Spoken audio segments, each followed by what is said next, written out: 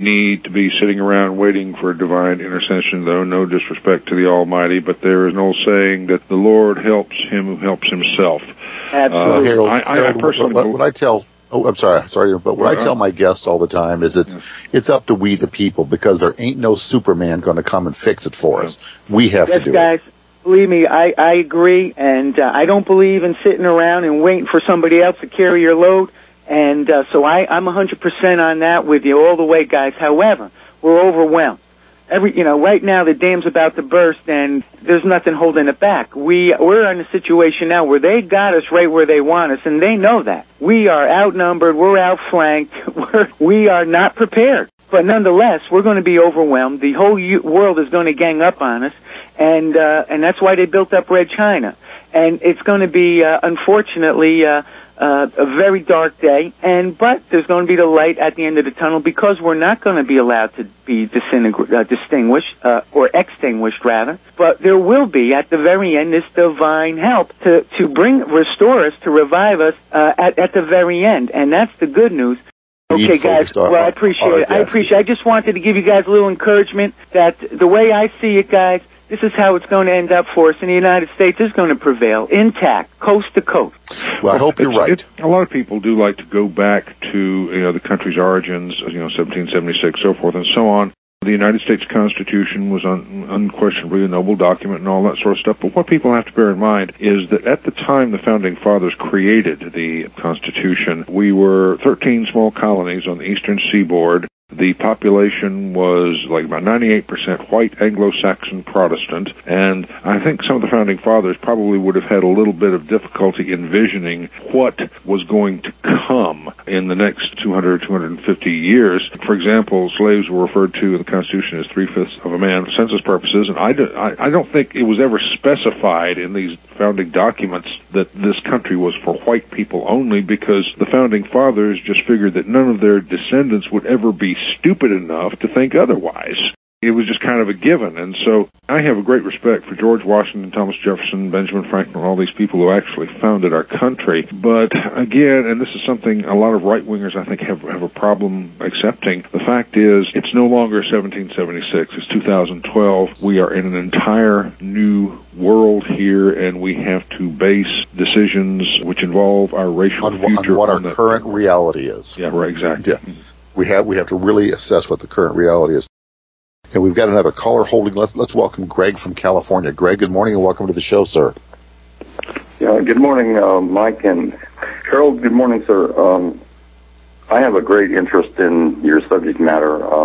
I've got a prominent history concerning these issues myself with the contacts I've made over the last 30 years. Harold, are you aware of Don Harkins, who used to be with the Idaho Observer? I'm familiar with the Idaho Observer, and the name Harkins rings a vague bell. But yeah, I'm familiar with the Idaho Observer. It's no longer published anymore, is it? Not really. Ingrid is having a hell of a time. I believe she turned it over. He died, didn't he, and his wife took over? The government killed him, supposedly, yes, sir. His wife is passing it on to somebody else, I believe. He used to attend a white culture meetings in Europe. For what avail that was all about, myself, I don't know. Are you in contact at all with David Duke? No. Okay, all right. This is a very complex issue, which is it possible, Harold, that I may talk to you in the future, by landline sometime, because I need to talk to you, because I've been in contact with, you can't imagine. Have you heard of Greg Evenson? Let me ask you that. Heard of who? Greg Evenson. No, I haven't. I tell you what, for those who want to get into, I'm sorry to put in a plug here, for those who want to get in touch with me, as I say, first off, you can go to our website at www.northwestfront.org, all one word, northwestfront.org. My personal email address is nwnet, N-W-N-E-T, at earthlink.net, NWNET at earthlink.net, and if you want to email me, you can do so. Yeah, I don't have a computer, but I do have email. I need to talk, because this is a complex issue, because how do you get around, not that you're going to be concerned about this, but you know the history of world and the conquest that they've prevailed as far as you described, and who the bad guys really are, as you demonstrated how they've taken over, is a unique situation, diabolical and perverse as it is. But how do you get around the racial issue of being accused Because I suppose you're not going to be concerned about it. Kind of the first question, right? I'm sorry, I don't follow. What racial issue? Well, the fact that your morality, in other words, are you a Christian man? Tell me that. No, I'm not. Okay, I understand that. But I also want to make it clear here: the Northwest Imperative, the Northwest Migration, is not a movement of faith. There is no religious qualification. Right. We are not a movement of faith. We are a movement of blood. You're familiar with I think it's called the Free State Project up in the Northeast. You're familiar with them? New Hampshire, yeah, the Libertarian Migration, yeah. Interestingly enough, they're not having any too much more success than we're having. Right. That's when the Libertarians want to get all the Libertarians to move to New Hampshire, yeah. Mm-hmm. Yeah, I just wondered, because I listen to them, but I think they accept all races. To try they're not racial at all, yeah. Right. To prevail with a white culture within the capacity that we would want to do is going to be very difficult, because as what I would propose to you, Harold, is like this one researcher friend of mine, which would give you a run for your money on concept and the viability of the success of a white culture would be, where are our F-16s and where is our Spetsnaz troops? Because, see, they can completely, with the technology they have, completely kill a town, much less they have the ability to we get this a lot, or I get this objection a lot, that basically we don't dare ever resist because the enemy's just too strong and they'll crush us and so forth and so on. But the thing is that, again, I hate to keep sending people back to the books, but if you read the novels, you will see how I believe a situation like that could be dealt with. To make a long story short, I simply do not believe that the United States government and the whole United States infrastructure as it's now constituted could take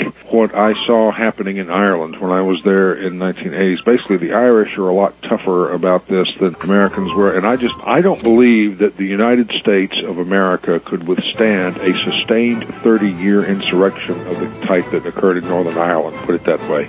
Well, the British didn't choose to annihilate them with what power they had, though. Why they did it slower politically is a very interesting question.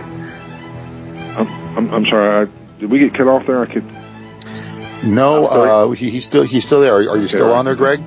Yeah, Harold, you didn't understand my statement. Okay, well, we're coming up on a break, so we'll be right back. Hold your thought there, okay? Well, good morning and welcome back. This is Mike Harris on Republic Broadcasting Network, Studio B. It's Monday, October 8th, 2012. We're on with author Harold Covington. And Greg, I can give you 30 seconds to wrap it up because I got to have one more caller I'm going to get in today, okay? Oh, yeah. All I can say, Harold, is I would not disagree with any implementation that you'd want to, uphold within a society created by your desires. Okay, all right, Greg. Well, I have to stop you there, but thank you very much for your call. Thanks a lot. Hey, thank you so much. I really appreciate your support. And Harold, do you want to respond briefly to that before we take our next caller? Well, again, yes, I am not denying that what we are attempting to do is going to be hard. The vision, if you want to call it, that I lay out in my books is only one way it could happen. I genuinely believe that when the country breaks up, there will be some kind of white nation in the Northwest. Most likely, it probably will happen in some way completely different from what I wrote about, but we can't ever give up.